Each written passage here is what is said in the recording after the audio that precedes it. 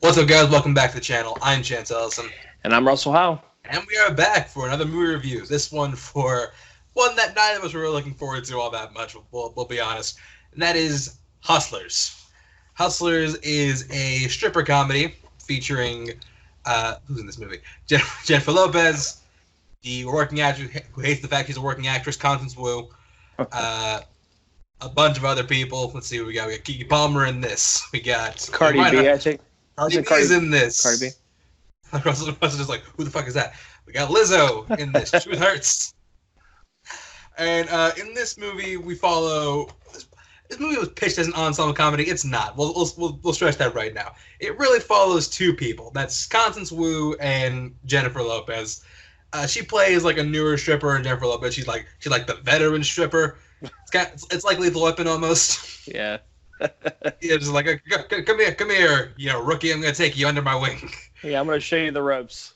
Yeah, and it pretty much follows their adventures as they go through the strip club. You see how the inner workings of the whole thing, and then you ultimately follow them as they start to commit crimes. Now, I think you and I both knew when we first saw the trailer for this movie, we thought this looked terrible. I was on board with this being like one of the worst films of 2019. We were just like, this looks trashy. Yeah. This looks cheap. A 13-year-old boy wrote this script. Yeah. It's like I'm waiting for the director by Michael Bay credit to come up anywhere on this movie. Yeah, it looked rough. Yeah, but I think to the surprise of both of us, this movie's actually pretty enjoyable. Yeah, I was really surprised by how much I actually really liked it. I thought J-Lo was tremendous. I think biggest positive, Jennifer Lopez crushes it in this movie. I mean, she looks tremendous for 50, man. Yeah, she looks fantastic. Yeah. Just the performance. Like, this is probably the best I've seen her since like Out of Sight. Yeah, I mean, you really see a different side of her, a more serious side of her. And I mean, Constance Wu's, she was great in, Crazy Rich Asians. So, she's just continuing on her success. Yeah, I mean, the two of them have really good chemistry together. And like, it's probably Jennifer Lopez. I've never really seen a performance like this where she has like this much charisma, and this much like magnetism in like a single role. I thought that was really well done. I also give credit to the directing this movie for the most part. It's also really good. Yeah. Yeah, I think so like there's certain shots, there's certain way the film's edited, the way it's like the sound design of this movie I think is incredible. Yeah, and I like how the film actually doesn't sell itself on nudity. Believe it or not, you don't see a whole lot of nudity in it because you think, oh yeah, this is going to be like you're going to see all this nudity and stuff like that, and it was actually like it was like a classier way to portray that, I think. Granted, like the first like 30 minutes of the movie, you are at a strip club. You are literally at a strip club. You're at a bachelor party, and yeah. But for the most part though, it didn't treat itself like its predecessors like Striptease or Showgirls and stuff like that. You know what I mean? Try to wow you with like nudity.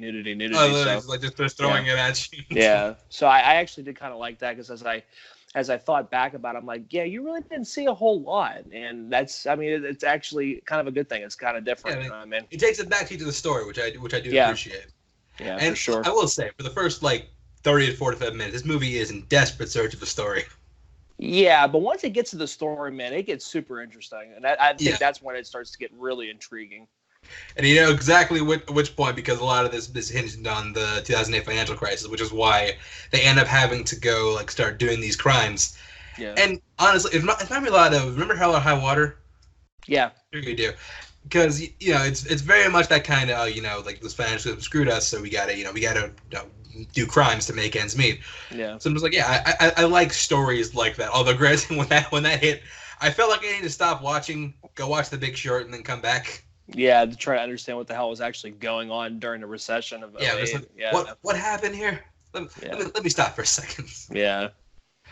But I do appreciate that story. Like, I guess there was actually more of a story to it, you know what I mean? And I like the backstory of, for Hustlers, and I liked it. I was intrigued by it.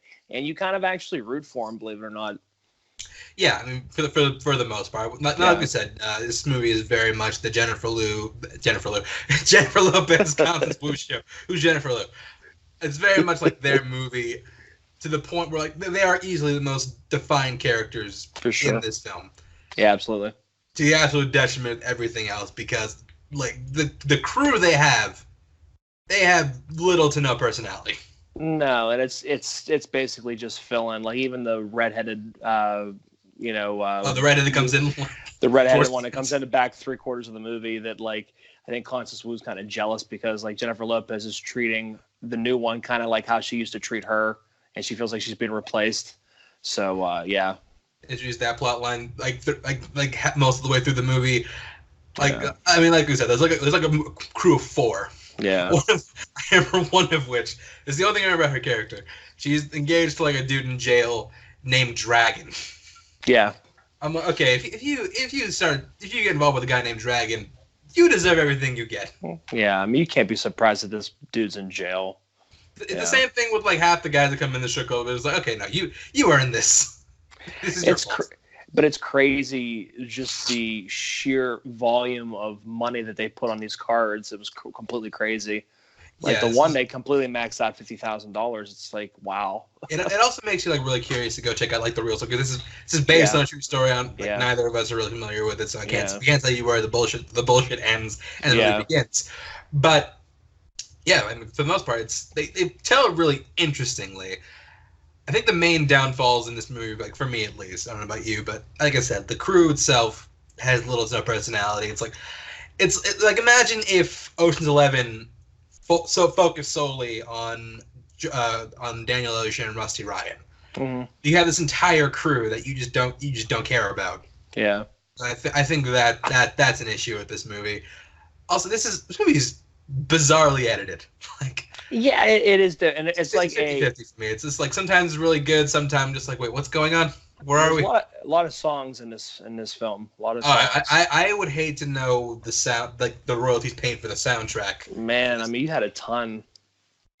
Yeah, there's a ton of there's a ton of songs I'm sure we're playing at strip clubs during all those years. Yeah, I'm absolutely. I don't doubt it. This movie is also undeniably influenced by Goodfellas. Yeah, for sure. Like it's literally told via narration, which again we've seen done a lot, most notably in Goodfellas. Yeah.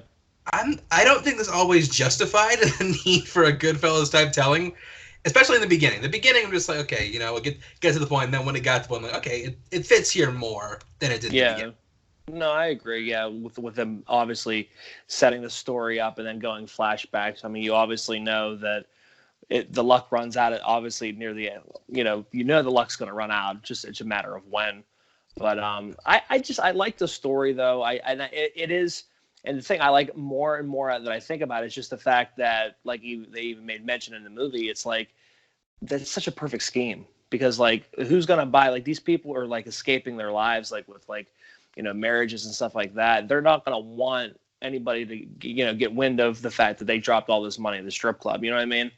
So they had a really good side gig there for cash, and it's crazy that the lavish lifestyles that they led. But to me, some of the things in the film, it's like, okay, so we got a lot of money, now we're just gonna go buy a house. You know what I mean? It's but that's not consistent. You don't know you're gonna get that all the time. You know what I mean? Money wise.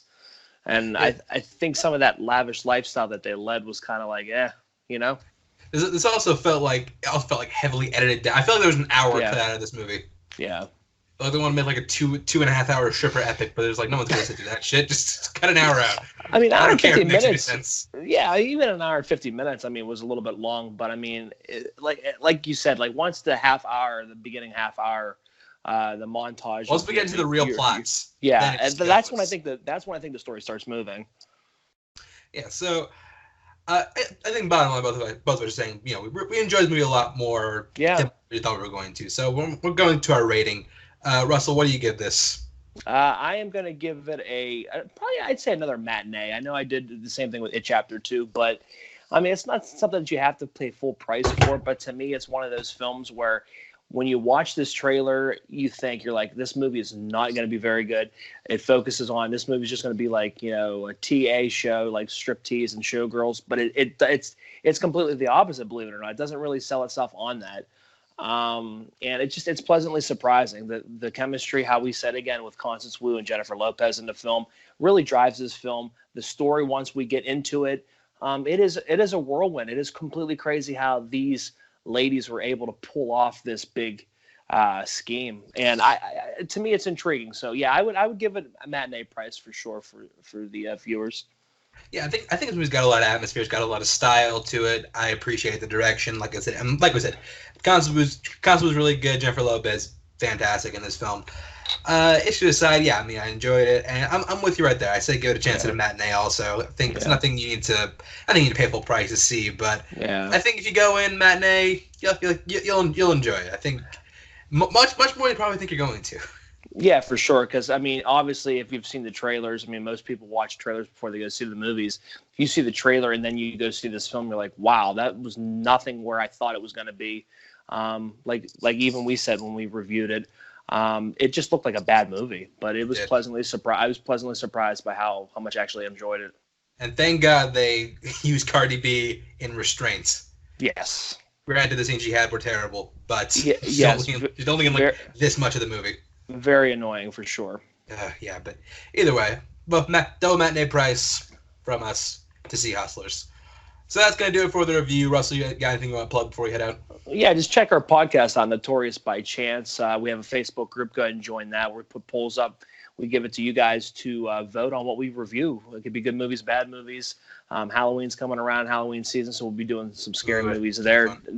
And you can also find me, Hunter Chambliss, and I do a Horoscope podcast. We just reviewed It, the 2017 film, and I think we are getting ready to review Lights Out. I chose that one, so kind of be nice to revisit that one. But yeah, you can pretty much find me anywhere else competing in online fan movie leagues and stuff like that. You can find me on Twitter and Instagram at ChanceForce_91. Yeah, I mean, like I said, check out our podcast, join our Facebook groups where we get all first looks on everything we do, any and everything we do. And also, you can try to think what else. Plug. Oh, yeah, so like, share, subscribe. We're going to be doing this a lot more. All that fun stuff, man. And watch the Schmodown, because that's where I compete. So, that's going to do it for us, and we will see you next time.